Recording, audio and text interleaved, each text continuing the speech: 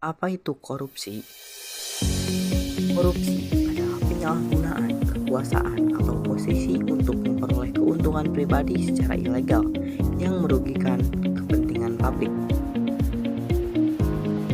Korupsi memiliki dampak yang merugikan bagi bangsa dan negara, termasuk merusak kepercayaan masyarakat terhadap pemerintah, menghambat pembangunan ekonomi, mengurangi ketersediaan dana untuk pelayanan publik seperti pendidikan dan kesehatan, serta memperburuk ketimpangan sosial dan ekonomi. Nilai-nilai anti korupsi ada 5. Yang pertama ada transparansi, yang kedua ada akuntabilitas, yang ketiga ada integritas, yang keempat ada keadilan, dan yang terakhir ada partisipasi publik.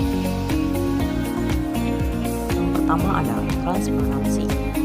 Transparansi adalah mengungkapkan informasi secara jelas dan terbuka kepada publik, sehingga memungkinkan pengawasan yang efektif terhadap tindakan pemerintah dan lembaga.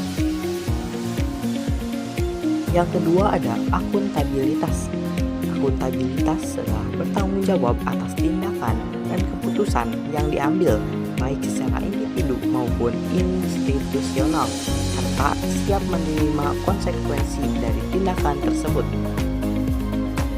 Yang ketiga ada integritas.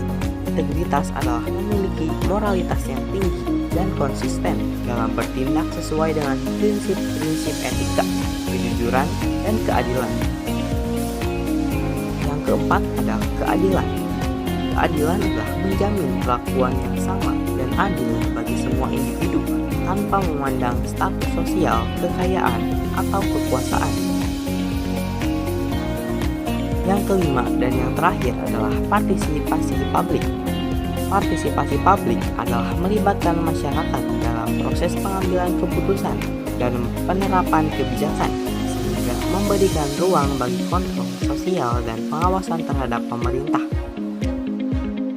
Menerapkan nilai-nilai anti korupsi dalam kehidupan sehari-hari melibatkan tindakan-tindakan seperti memilih untuk berintegritas dalam segala hal, menolak memberi atau menerima suap, serta mengutamakan transparansi dan akuntabilitas dalam setiap interaksi.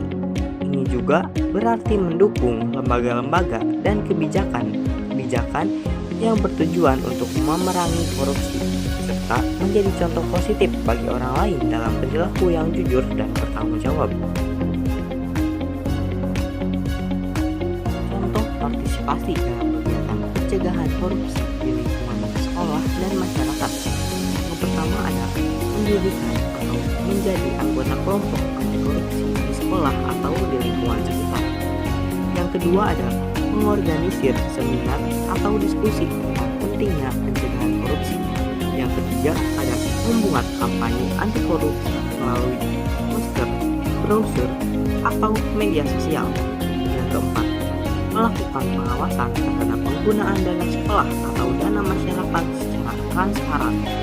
Dan yang terakhir ada melaporkan tindakan korupsi yang terjadi di sekolah atau di lingkungan sekitar kepada pihak berwenang.